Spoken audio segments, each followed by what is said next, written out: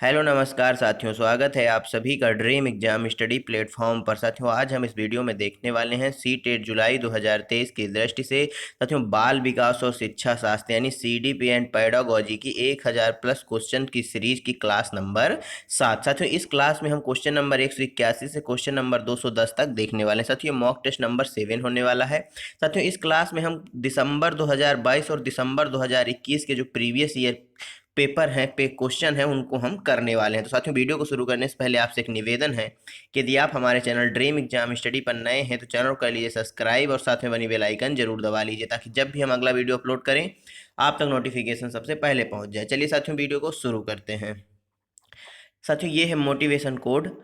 डूब कर मेहनत करो अपने आज में ताकि कल जब उभरो तो अलग निखरो। क्या साथियों, आज आप डूब कर मेहनत करिए अपने आज में। आज आप डूब कर मेहनत करिए ताकि कल जब आप निखरो उभरो तो सबसे अलग तरीके से दिखो।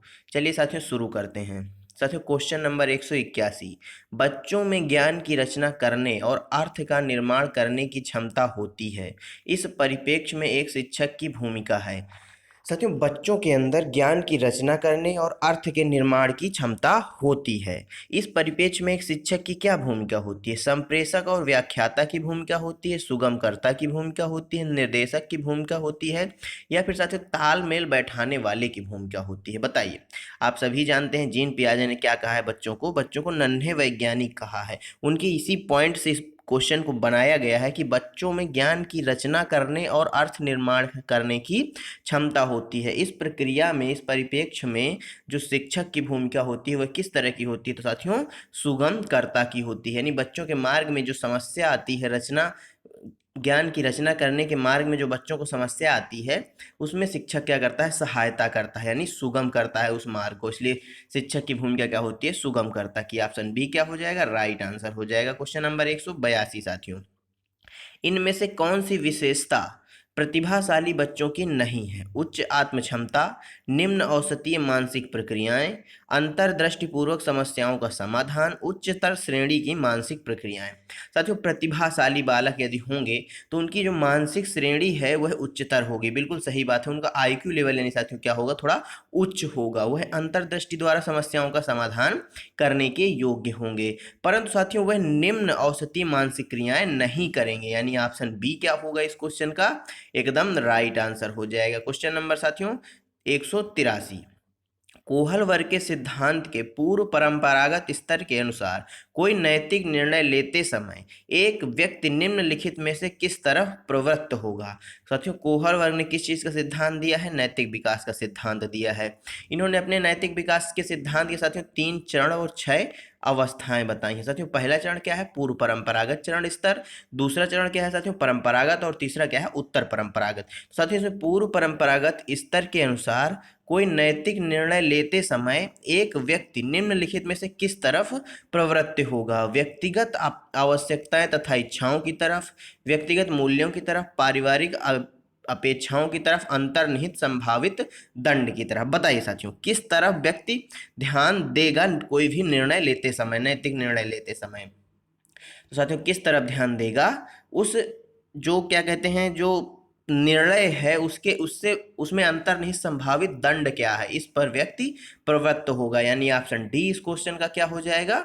एकदम राइट आंसर हो जाएगा। क्वेश्चन नंबर साथियों 184, शिक्षार्थियों यानी साथियों अधिगमकर्ताओं की वैयक्तिक विभिन्नताओं के संदर्भ में शिक्षिका को चाहिए निगमनात्मक पद्धति के आधार पर समस्याओं का समाधान, कलन विधि एल्गोरिदम का अधिकतर प्रयोग करना, याद करने के लिए शिक्षार्थियों को तथ्य उपलब्ध कराना, विविध प्रकार की अधिगम परिस्थितियों को उपलब्ध कराना। बताइए साथियों, शिक्षार्थियों यानी साथियों अधिगमकर्ताओं की वैयक्तिक विभिन्नताओं के संदर्भ में निम्न संदर्भ में शिक्षिका को क्या करना चाहिए?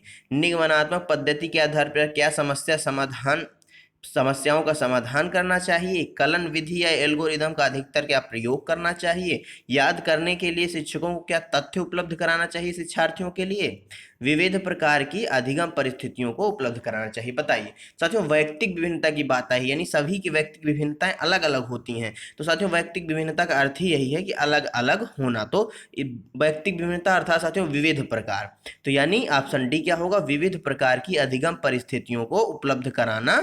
ऑप्शन डी करेक्ट आंसर हो जाएगा। क्वेश्चन नंबर 185, निम्नलिखित में से कौन सा बाल विकास का एक सिद्धांत नहीं है। विकास के सभी क्षेत्र महत्वपूर्ण हैं। सभी विकास परिपक्वन तथा अनुभव की अंतःक्रिया का परिणाम होते हैं। सभी विकास तथा अधिगम एक समान गति से आगे बढ़ते हैं। सभी विकास एक क्रम का पालन करते हैं। बताइए साथियों, निम्नलिखित में से कौन सा है जो एक बाल विकास का सिद्धांत नहीं है। तो साथियों, ये जो सभी विकास तथा अधिगम एक समान गति से आगे बढ़ते हैं, यह साथियों सही कथन या सही सिद्धांत नहीं है। ऑप्शन सी क्या हो जाएगा, राइट आंसर हो जाएगा। जबकि साथियों सभी का विकास जो है वह वैयक्तिक विभिन्नता के आधार पर होता है और अधिगम वैयक्तिक विभिन्नता के आधार पर होता है, एक समान गति से आगे नहीं बढ़ते। ऑप्शन सी राइट आंसर हो जाएगा। क्वेश्चन नंबर 186, निम्नलिखित में से कौन सा आकलन करने का सर्वाधिक उपयुक्त तरीका है। आकलन शिक्षण अधिगम में अंतर्निहित प्रक्रिया है। आकलन एक शैक्षणिक सत्र में 2 बार करना चाहिए। आकलन शिक्षक के द्वारा नहीं बल्कि किसी बाह्य एजेंसी के द्वारा कराना चाहिए। आकलन सत्र की समाप्ति पर कराना चाहिए। बताइए साथियों, आकलन के संबंध में सर्वाधिक उपयुक्त तरीका कौन सा है। क्या साथियों आकलन सत्र के अंत में कराना चाहिए, यानी वार्षिक परीक्षा के रूप में कराना चाहिए, या आकलन साथियों किसी बाह्य एजेंसी द्वारा कराना चाहिए। आकलन एक शैक्षणिक सत्र में केवल 2 बार होना चाहिए। आकलन शिक्षण अधिगम में अंतर्निहित एक प्रक्रिया है।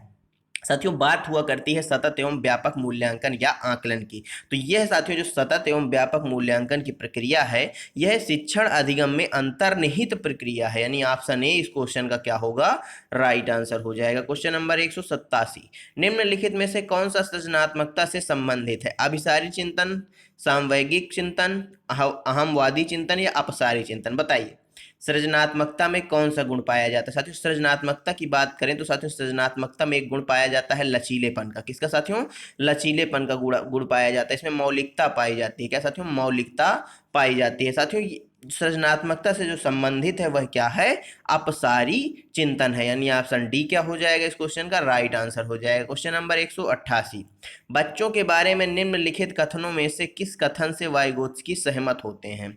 बच्चे जब सीखते हैं जब उन्हें आकर्षक पुरस्कार दिए जाते हैं। बच्चों के चिंतन को प्रयोगशाला में प्रयोग द्वारा समझ सकते हैं। बच्चे जन्म से शैतान होते हैं और उन्हें दंड देकर नियंत्रित करना।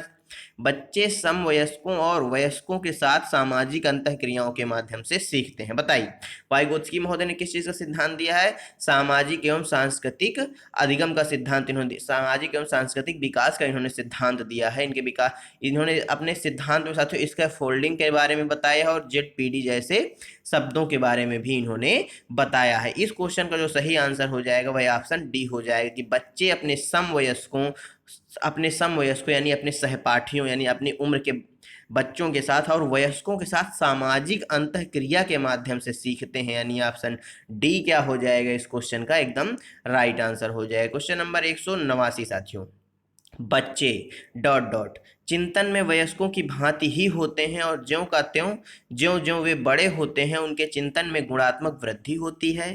खाली बर्तन के समान होते हैं जिसमें बड़ों के द्वारा दिया गया ज्ञान भरा जाता है। निष्क्रिय जीव होते हैं, जिज्ञासु प्राणी होते हैं। बताइए साथियों बच्चे क्या होते हैं, क्या वयस्कों की भांति होते हैं और ज्यों ज्यों वो बड़े होते हैं उनके चिंतन में गुणात्मक वृद्धि होती है, या साथियों खाली बर्तन के समान होते हैं जिसमें जो ज्ञान भर दिया जाए वह भर जाता है, या साथियों निष्क्रिय जीव होते हैं, जिज्ञासु प्राणी होते हैं। साथियों ऑप्शन ए भी सही है कि चिंतन में थोड़ा ये साथियों चिंतन में का जो गुण है वह बड़े होने के साथ साथ उसमें गुणात्मक परिवर्तन होते हैं, ये बात तो सही है, परंतु चिंतन में वयस्कों की भांति ही होते हैं यह बात गलत है।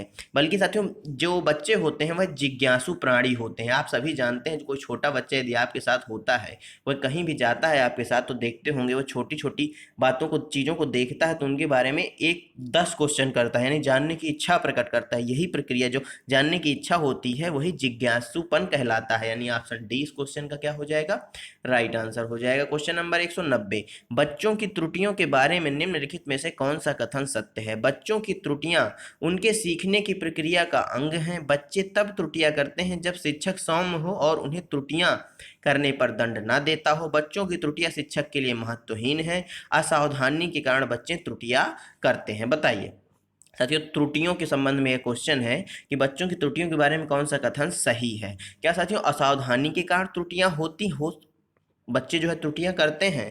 तो यह ऑप्शन गलत है। बच्चों की त्रुटियां शिक्षक के लिए क्या महत्वहीन होती हैं? बिल्कुल नहीं।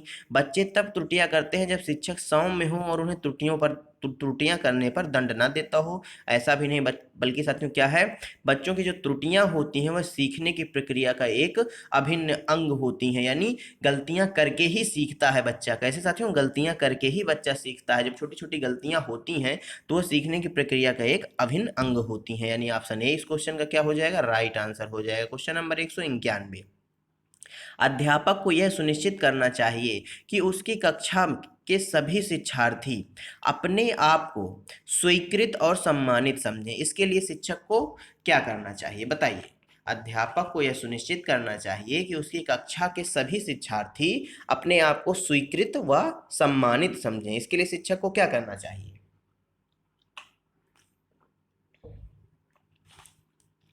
वंचित समूह से आने वाले बच्चों का तिरस्कार करना चाहिए। उनका पता लगाएं जो अच्छी अंग्रेजी बोल सकते हैं। अपने शिक्षार्थियों में सामाजिक व सांस्कृतिक पृष्ठभूमि की जानकारी प्राप्त करें और कक्षा में विविध मतों को प्रोत्साहित करें। बड़े नियम बनाएं और जो बच्चे उनके पालन ना करें उन्हें दंड दें। बताइए साथियों क्या करेंगे आप? साथियों ऐसी स्थिति में आप क्या करेंगे? अपने शिक्षार्थियों की सामाजिक व सांस्कृतिक पृष्ठभूमि की जानकारी प्राप्त करेंगे ताकि साथियों वह विविध मतों को प्रोत्साहित कर सकें कक्षा में। यानी ऑप्शन सी इस क्वेश्चन का क्या हो जाएगा? एकदम राइट आंसर हो जाएगा। साथियों क्वेश्चन नंबर 192, सुरेश सामान्य रूप से एक शांत कमरे में अकेले पढ़ना चाहता है जबकि मदन एक समूह में अपने मित्रों के साथ पढ़ना चाहता है। यह उनके डॉट डॉट विभिन्नता के कारण है। अभिक्षमता की विभिन्नता, अधिगम शैली की विभिन्नता, परावर्तकता स्तर की भिन्नता या मूल्यों की भिन्नता। बताइए साथियों किस प्रकार की विभिन्नता है? साथियों एक सुरेश विद्यार्थी है और दूसरा विद्यार्थी है मदन। एक सुरेश जो विद्यार्थी है अकेले एक शांत कक्षा रूम में बैठकर पढ़ना चाहता है जबकि मदन जो है समूह में मित्रों के साथ पढ़ना चाहता है। यह क्या है साथियों?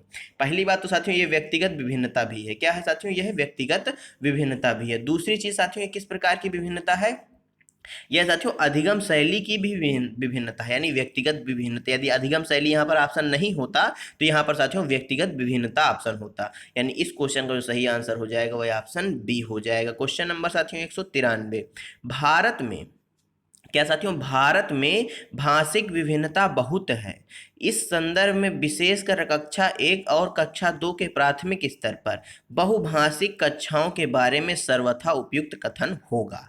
साथियों आप सभी जानते हैं भारत बहुभाषिक देश है यानी भाषिक विभिन्नता बहुत है। तो इस संदर्भ में साथियों कक्षा 1 और कक्षा 2 के प्राथमिक स्तर पर बहुभाषिक कक्षाओं के बारे में सबसे उपयुक्त कथन कौन सा होगा? विद्यालय में उन्हीं बच्चों को प्रवेश दिया जाए जिनकी मातृभाषा वही हो जो कक्षा के लिए अपनाई जा रही हो।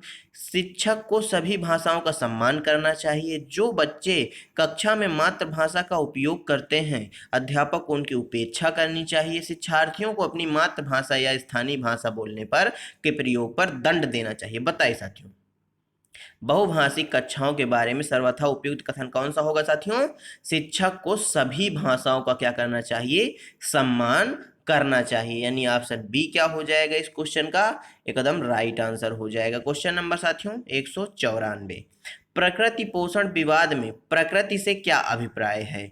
जैविक विशिष्टता या वंशानुक्रम सूचनाएं, एक व्यक्ति की मूल प्रवृत्ति, भौतिक और सामाजिक संसार की जटिल शक्तियां, हमारे आसपास का वातावरण। बताइए साथियों प्रकृति पोषण विवाद में प्रकृति का अभिप्राय किस चीज से है? तो साथियों जैविक विशिष्टताएं और वंशानुक्रम की जो क्रियाएं हैं वह साथियों प्रकृति के अंतर्गत आती हैं। जबकि साथियों जो पोषण के अंतर्गत आती हैं वे आती हैं भौतिक और सामाजिक संसार की जो शक्तियां हैं या जटिल शक्तियां भी कह सकते हैं। यानी वातावरण के अंतर्गत जो चीजें आती हैं वह पोषण कहलाती हैं। और जो हमें वंशानुक्रम के रूप में मिलती हैं, यानी हमारे वंशजों से मिलती हैं, वह प्रकृति कहलाती है। इस क्वेश्चन का जो सही आंसर होगा वह ऑप्शन ए हो जाएगा। क्वेश्चन नंबर साथियों 195, जनसंचार माध्यम समाजीकरण का एक महत्वपूर्ण माध्यम बन गया है। नीचे दिए गए कथनों में से कौन सा उपयुक्त कथन है?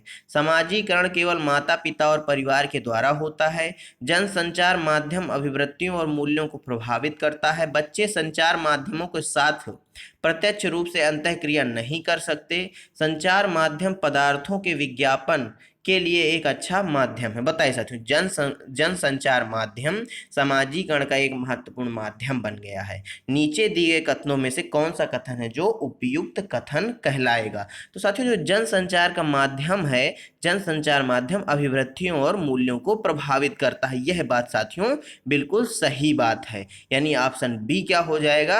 एकदम इस क्वेश्चन का राइट आंसर हो जाएगा। समाजीकरण केवल माता पिता और परिवार के द्वारा होता है, तो यह बात गलत है। समाजीकरण की जो प्राथमिक संस्था है वह परिवार है। क्या है साथियों? परिवार और माता पिता प्राथमिक संस्था है। परंतु साथियों, समाजीकरण बालक का विद्यालय में भी होता है, अपने आसपास के वातावरण से भी होता है।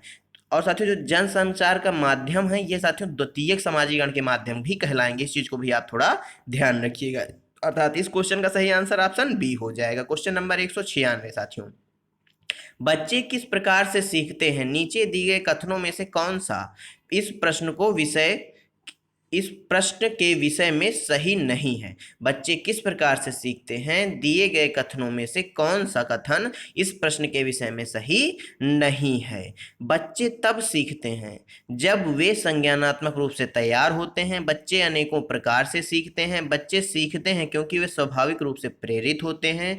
बच्चे केवल कक्षा में सीखते हैं। बताइए, बच्चे किस प्रकार से सीखते हैं? नीचे दिए गए कथनों में से कौन सा इस प्रश्न के विषय में सही नहीं है? तो साथियों, जो सही कथन नहीं है वह है बच्चे केवल कक्षा में सीखते हैं। यह निगेटिव पॉइंट है। बच्चे सीखते हैं क्योंकि वे स्वाभाविक रूप से प्रेरित होते हैं। बहुत अच्छी बात है साथियों। बच्चे अनेकों प्रकार से सीखते हैं, यह भी सही बात है। बच्चे तब भी सीखते हैं जब वे संज्ञानात्मक रूप से तैयार होते हैं। ऑप्शन डी इस क्वेश्चन का राइट आंसर हो जाएगा। बच्चे केवल कक्षा में ही नहीं सीखते। क्वेश्चन नंबर 197, प्राथमिक विद्यालय शिक्षक को अपने शिक्षार्थियों को अभिप्रेरित करने के लिए निम्नलिखित में से किस रणनीति को अपनाना चाहिए? साथियों, प्राथमिक विद्यालय के शिक्षक को अपने शिक्षार्थियों को अभिप्रेरित करने के लिए किस रणनीति को अपनाना चाहिए? प्रत्येक गतिविधि के प्रेरक के रूप में प्रोत्साहन और पुरस्कार और दंड के तरीके से, बच्चों को उनकी रुचियों के अनुसार अपने लक्ष्य निर्धारित करने और उन्हें पाने के लिए रास्ते में सहायता करना, प्रत्येक शिक्षार्थी के अंक लाने के लिए स्पर्धा प्रोत्साहित करना। बताइए साथियों, प्राथमिक विद्यालय के शिक्षक को अपने शिक्षार्थियों को अभिप्रेरित करने के लिए किस रणनीति को अपनाना चाहिए? साथियों, किस रणनीति को अपनाना चाहिए? बच्चों को उनकी रुचियों के अनुसार लक्ष्य निर्धारित करने और उन्हें पाने के रास्ते में सहायता करने के रूप में अभिप्रेरित करना चाहिए। यानी ऑप्शन बी क्या हो जाएगा? राइट आंसर हो जाएगा। क्वेश्चन नंबर 198, निम्नलिखित में से कौन सा समाजीकरण का एक प्रमुख कारक है? कंप्यूटर, आनुवंशिकता, सामाजिक दल या परिवार? बताइए, राजनीतिक दल या परिवार? समाजीकरण का एक साथियों प्रमुख कारण, जो साथियों प्राथमिक कारक होता है उसी को प्रमुख कारण कहा जाता है। कौन सा कारक साथियों? प्राथमिक कारक होता है, उसे प्रमुख कारण भी कहा जाता है। और साथियों, आप सभी जानते हैं जो समाजीकरण का प्राथमिक कारक है वह है परिवार। यानी ऑप्शन डी राइट आंसर हो जाएगा। क्वेश्चन नंबर 199, बच्चों को समूह कार्य देना एक प्रभावी शिक्षण रणनीति है क्योंकि छोटे समूह में कुछ बच्चों को दूसरे बच्चों पर हावी होने की अनुमति होती है। सीखने की प्रक्रिया में बच्चे एक दूसरे से सीखते हैं। बच्चे अपना काम जल्दी करने में समर्थ होते हैं। इससे शिक्षक का काम कम हो जाता है। बताइए साथियों, बच्चों को समूह कार्य देना एक प्रभावी शिक्षक रणनीति है क्यों? क्योंकि साथियों, जो सीखने की प्रक्रिया में बच्चे एक दूसरे से सीखते हैं इसलिए। यानी ऑप्शन बी क्या होगा इस क्वेश्चन का? राइट आंसर हो जाएगा। क्वेश्चन नंबर 200, एक औसत बुद्धि वाला बच्चा यदि भाषा को पढ़ने एवं समझने में कठिनाई प्रदर्शित करता है तो यह संकेत देता है कि बच्चा का लक्षण प्रदर्शित कर रहा है। यानी एक औसत बुद्धि वाला साथियों बच्चा है, यदि भाषा पढ़ने एवं समझने में कठिनाई प्रदर्शित करता है तो ये किस चीज का संकेत है, किस चीज का लक्षण है? लेखन अक्षमता या जिसे डिस्ग्राफिया बोला जाता है, गणितीय अक्षमता डिस्कैलकुलिया, गति समन्वय का क्षमता डिसलेक्सिया, पठन क्षमता डिसलेक्सिया। बताइए साथियों, कौन सा ऑप्शन जो है सही हो जाएगा। तो साथियों ये किस प्रकार की अक्षमता प्रदर्शित कर रहा है, पठन अक्षमता प्रदर्शित कर रहा है, जिसे डिसलेक्सिया बोला जाता है, यानी ऑप्शन डी इस क्वेश्चन का क्या हो जाएगा, राइट आंसर हो जाएगा। गणित संबंधी विकार साथियों डिस्कैलकुलिया कहलाता है। क्वेश्चन नंबर 201, शैशव काल की अवधि है जन्म से 2 वर्ष, जन्म से 3 वर्ष, 2 से 3 वर्ष या जन्म से 5 वर्ष तक, बताइए साथियों इस क्वेश्चन का सही आंसर क्या हो जाएगा। शैशव काल पूछा है साथियों, शैशव अवस्था नहीं पूछा, ध्यान दीजिएगा साथियों, शैशव काल पूछा है तो यह साथियों जन्म से 2 वर्ष तक की अवधि है, यानी ऑप्शन ए क्या हो जाएगा, राइट आंसर हो जाएगा। क्वेश्चन नंबर साथियों 202, पियाजे के अनुसार 2 से 7 वर्ष के बीच का एक बच्चा संज्ञानात्मक विकास की किस अवस्था में होगा, औपचारिक संक्रियात्मक अवस्था में, मूर्त संक्रियात्मक, संवेदी गतिक अवस्था या पूर्व संक्रियात्मक अवस्था, बताइए साथियों। पियाजे ने आप सभी जानते हैं संज्ञानात्मक विकास का सिद्धांत दिया है, इस सिद्धांत को साथियों अवस्था का सिद्धांत भी कहा जाता है, और इन्होंने अपने संज्ञानात्मक विकास के साथियों 4 अवस्थाएं भी बताई हैं। उन्हीं अवस्थाओं में से क्वेश्चन पूछा गया है कि 2 से 7 वर्ष के बीच का एक बच्चा संज्ञानात्मक विकास की किस अवस्था में होगा, तो साथियों यह पूर्व संक्रियात्मक अवस्था में होगा। 0 से साथियों जन्म से 2 वर्ष तक का बच्चा संवेदी गतिक अवस्था, साथियों 7 से 11 वर्ष तक का बच्चा मूर्त संक्रियात्मक अवस्था, और साथियों 11 से 15 वर्ष तक का बच्चा औपचारिक संक्रियात्मक अवस्था। इस क्वेश्चन का सही आंसर ऑप्शन डी हो जाएगा। क्वेश्चन नंबर 203, विकास डॉट डॉट से डॉट डॉट की ओर बढ़ता है, जटिल से कठिन की ओर, विशिष्ट से सामान्य की ओर, साधारण से असाधारण की ओर, सामान्य से विशिष्ट की ओर, बताइए साथियों। आप सभी जानते हैं जो विकास है वह सामान्य से विशिष्ट की ओर बढ़ता है, यानी ऑप्शन डी राइट आंसर हो जाएगा। क्वेश्चन नंबर 204, भाषा विकास के लिए सबसे संवेदनशील समय निम्नलिखित में से कौन सा है, मध्य बचपन का समय, वयस्कावस्था, प्रारंभिक बचपन का समय या जन्म पूर्व का समय, बताइए। तो जो भाषा विकास की बात आई है तो इसमें जन्म पूर्व का कोई लेना देना नहीं है, वयस्कावस्था में बालक भाषा पूरी तरह से सीख चुका होता है। अब आपके पास साथियों आता है ऑप्शन ए और ऑप्शन सी, इन दोनों में से कौन सा हो जाएगा जो एकदम राइट आंसर हो जाएगा। तो साथियों जो प्रारंभिक बचपन का समय होता है यह भाषा विकास के लिए संवेदनशील होता है, ऑप्शन सी राइट आंसर हो जाएगा। क्वेश्चन नंबर 205, नवीन जानकारियों को शामिल करने के लिए वर्तमान स्कीमा में बदलाव की प्रक्रिया डॉट डॉट क्या कहलाती है, आत्मसातीकरण या फिर समायोजन, अहम केंद्रिता या फिर अनुकूलन, बताइए। नवीन जानकारी को शामिल करने के लिए वर्तमान स्कीमा में बदलाव करने की जो प्रक्रिया है साथियों वह क्या कहलाती है, तो साथियों वह प्रक्रिया क्या कहलाती है, आत्मसातकरण कहलाती है, यानी ऑप्शन ए इस क्वेश्चन का राइट आंसर हो जाएगा। क्वेश्चन नंबर 206, मध्य बाल्य अवस्था में भाषा डॉट डॉट के बजाय डॉट डॉट अधिक होती है, साथियों सामाजिकृत के बजाय अहम केंद्रित होती है, जीववाद के बजाय सामाजिकृत होती है, परिपक्व के बजाय अपरिपक्व, अहम केंद्रिता के बजाय सामाजिकृत, बताइए भाषा क्या होती है। तो साथियों मध्य बाल्यावस्था में भाषा जो है वह सामाजिकृत होने के बजाय अहम केंद्रित होती है, यानी ऑप्शन ए क्या होगा इस क्वेश्चन का राइट आंसर हो जाएगा। क्वेश्चन नंबर साथियों 207, बाल केंद्रित शिक्षा में शामिल है बच्चों का एक कोने में बैठना, प्रतिबंधित परिवेश में अधिगम, वे गतिविधियां जिनमें खेल शामिल नहीं होते, बच्चों के लिए हस्तपरक गतिविधियां, बताइए साथियों। बहुत अच्छा क्वेश्चन है, बाल केंद्रित शिक्षा में क्या शामिल है साथियों, बाल केंद्रित शिक्षा में बच्चों के लिए हस्तपरक गतिविधियां शामिल हैं, यानी ऑप्शन डी राइट आंसर हो जाएगा। क्वेश्चन नंबर 208, कक्षा अध्यापक ने राघव को अपनी कक्षा में अपने कीबोर्ड पर स्वयं द्वारा तैयार किया गया मधुर संगीत बजाते हुए देखा। क्या साथियों, कक्षा अध्यापक ने राघव को अपनी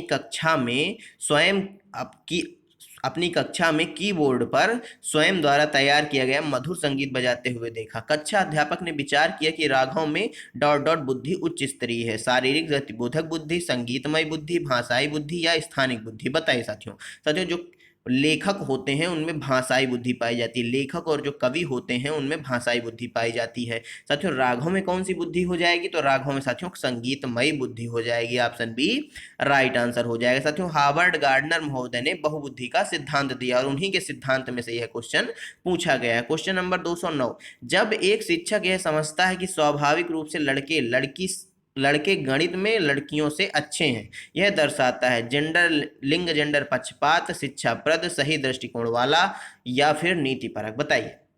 जब एक शिक्षक यह समझता है कि स्वाभाविक रूप से लड़के गणित में लड़कियों से अच्छे हैं तो यह साथियों क्या दर्शाता है, लिंग जेंडर पक्षपात या जेंडर रूढ़िवादिता दर्शाता है। ऑप्शन ए क्या हो जाएगा, राइट आंसर हो जाएगा। क्वेश्चन नंबर साथियों 210, समावेशी शिक्षा मानती है कि हमें डॉट डॉट के अनुरूप डॉट डॉट बदलना चाहिए। साथियों व्यवस्था के अनुरूप बच्चे को बदलना चाहिए, परिवेश के अनुरूप परिवार को, बच्चे के अनुरूप परिवेश को, या बच्चे के अनुरूप व्यवस्था को, बताइए।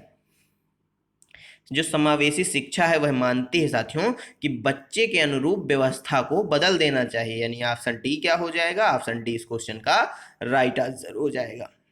साथियों धन्यवाद आप सभी का हमारे साथ जुड़े रहने के लिए।